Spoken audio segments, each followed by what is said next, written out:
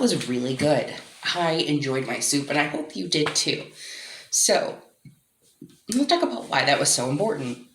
And we already talked about that solidifying traditions creates memories that kids are never going to forget. And really, you're not either. And sometimes the little things that we don't think that are that big as adults make the biggest difference for kids. So sometimes just sitting down and reading a book means the entire world, and it's something they're going to remember. Think about memories that you made with your parents. They probably don't even remember some of them, but they are so big to you.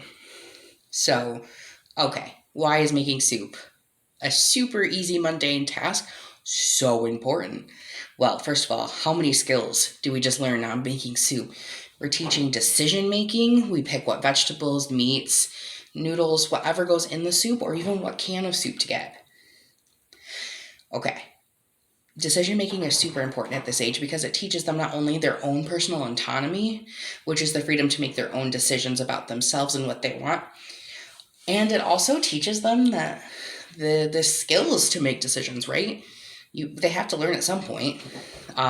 We're not just born with them, right? So you're really teaching them an important skill. And think about how many decisions you make in a day, right? I realize I make so many decisions.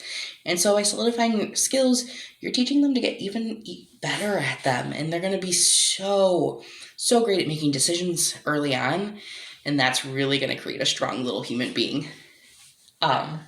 Also, motor skills. Really, anything that they're doing with their hands, fingers, arms, any of that, motor skills are super important at this age. I talk about motor skills all the time. I am a broken record, I know.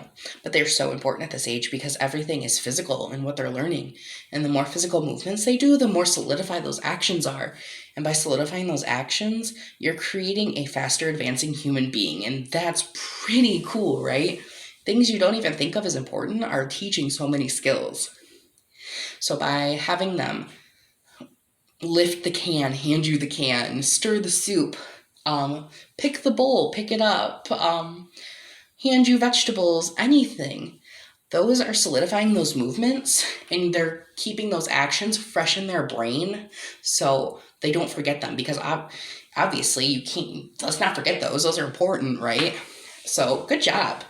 Like things that you don't even think that you're doing all day. You're doing an amazing job. It's hard. Also, language. We don't talk about it enough, but really, we're the first language teachers our kids have. And a lot of times we think of language teachers as those teaching a different language. But really, anytime you're learning a language, it's kind of the same system, right? So as kids get older, they have more words, but that's because we're teaching them those words.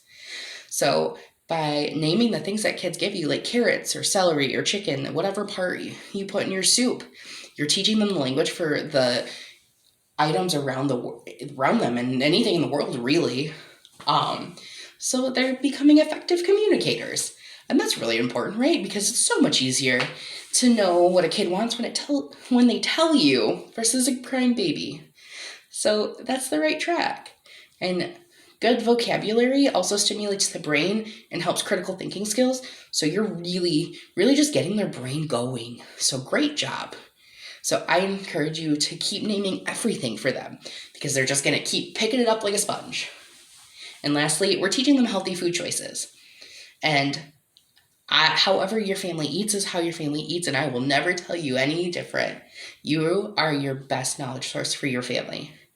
But it is also important to teach healthy eating skills for our kids. And it may not be simply that we're teaching them healthy skills, is pushed in society, but we're really teaching them what they can eat and teaching them how to make food because that's an important skill too, right? I can't imagine if my mom had never taught me how to cook or my dad. I can't imagine what I would eat. Probably McDonald's all the time. McDonald's is great, but I don't know if I could eat it every day. So these are really super important skills, and it's a great way to send traditions down. I know that some of my favorite recipes to make are ones that were shared down the line in my family. So it's a great way to bond. So bonding is also another skill. Having those social skills and bonding with your child is an important skill because you're teaching your child how to bond and how to form social connections. You're also your child's first friend and their first talking partner and their first disciplinarian. You're a lot of firsts. That's really kind of scary, but kind of cool too, right?